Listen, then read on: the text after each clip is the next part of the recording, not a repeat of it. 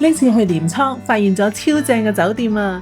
酒店提供咗精緻嘅下午茶體驗，包括季節性自製烘焙點心、泡芙雪糕、小食、曲奇、三文治、布甸、芝士、沙律任食，仲有生啤、香檳、紅白酒任飲。咖啡果汁就更加唔使講啦。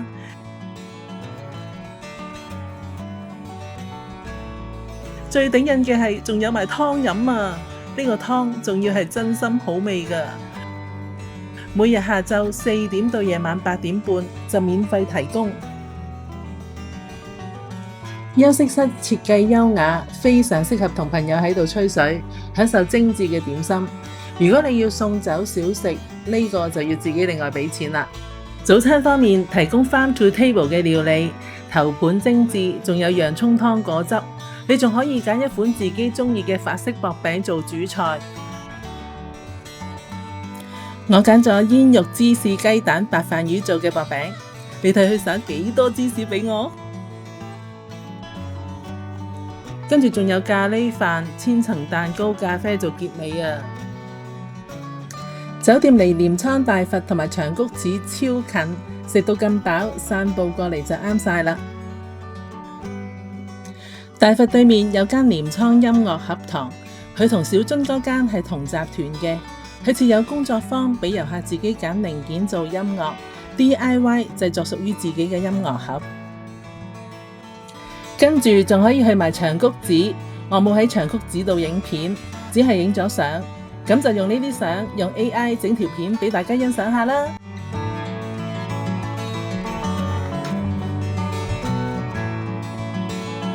行咗咁耐，係時候揾食啦。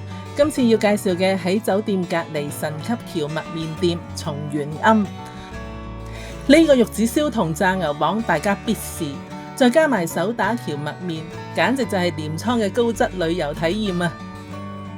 去埋渡川崎睇日落，鎌倉行程圓滿結束。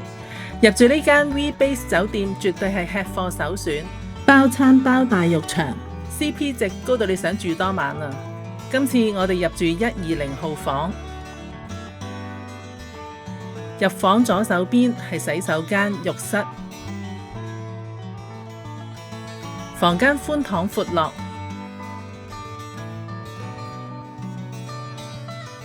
房裏邊準備咗點心、咖啡膠囊、咖啡機、熱水煲、